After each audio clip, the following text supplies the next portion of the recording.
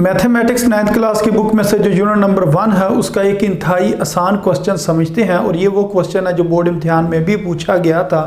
तो ये क्वेश्चन कुछ इस तरीके से है कि if C matrix is equal to 1 -1 2 then find C plus और मैट्रिक्स और इसके अंदर क्या लिखा -2 1 और 3 लिखा हुआ है। वो कह रहे हैं कि इसकी आपने वैल्यू फाइंड करनी है और क्वेश्चन में सी की वैल्यू भी गिवन है।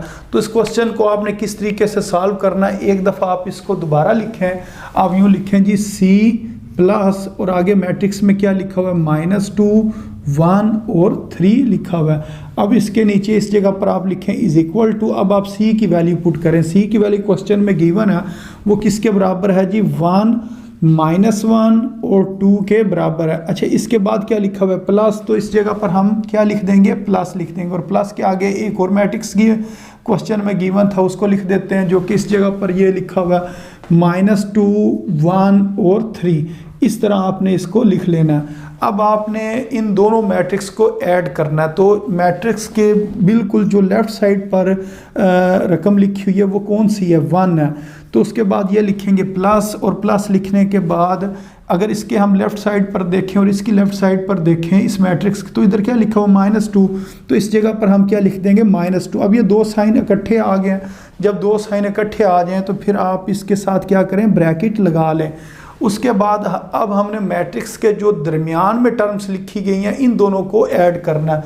तो इसके दरमियान में -1 लिखा हुआ है और इसके दरमियान में 1 लिखा हुआ है। तो इधर हम लिखेंगे -1 और इधर लिखेंगे ये वाला 1 और इसके दरमियान में क्या है प्लस, तो इस जगह पर हम क्या लिख देंगे प्लस लिख देंगे। अब हम अगर लेफ़्ट साइड पर पहले हमने जो टर्म्स थी उन दोनों को ऐड किया, फिर जो दरमियान वाली टर्म्स थी उनको ऐड किया। अब हम बिल्कुल जो राइट साइड पर टर्म्स दी गई हैं उनको ऐड करते हैं। तो इसकी राइट साइड पर 2 लिखा हुआ और इसकी राइट साइड पर क्या लिखा हुआ है 3 लिखा हुआ है। तो इसका मतलब 2 और 3 को हम लिखेंगे और दरमियान में क्या है प्लस, तो इस जगह पर प्लस लिख देंगे। अब हमने इनको प्लस करना है। तो सबसे पहले इसको अगर हम देखें ये लिखा हुआ है प्लस माइनस, तो प्लस माइनस किसके बराबर होता है माइनस के बराबर होता है। इस वजह से इधर माइनस आ जाएगा और उसके आगे क्या आ जाएगा 2। इसको एक दफ़ा हम दोबारा लिख लेते हैं -1 + 1 और ये क्या लिखा हुआ है 2 + 3, क्योंकि नेक्स्ट स्टेप में हम इकट्ठा ही एक बार ही ऐड कर लेंगे। तो अगर आप इधर भी करना चाहें तो ठीक है, लेकिन अगर एक स्टेप बाद भी करें फिर भी ठीक है।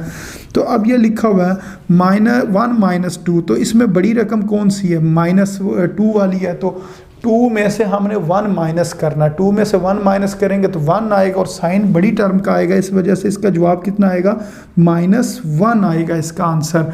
इसी तरह 1 - 1 ये 0 के बराबर होगा और ये 2 + 3 ये किसके बराबर होगा जी 5 के बराबर होगा। तो इसका जो आंसर आ गया वो आ गया -1 0 और 5। तो ये जो उन्होंने क्वेश्चन में कहा था कि इसकी बताएं वैल्यू किसके बराबर होगी सी प्लस और मैट्रिक्स में क्या लिखा हुआ -2 1 और 3, तो इसका आंसर किसके बराबर होगा -1 0 और 5 के बराबर होगा। तो उम्मीद है आपको इस क्वेश्चन की भी समझ आ गई होगी।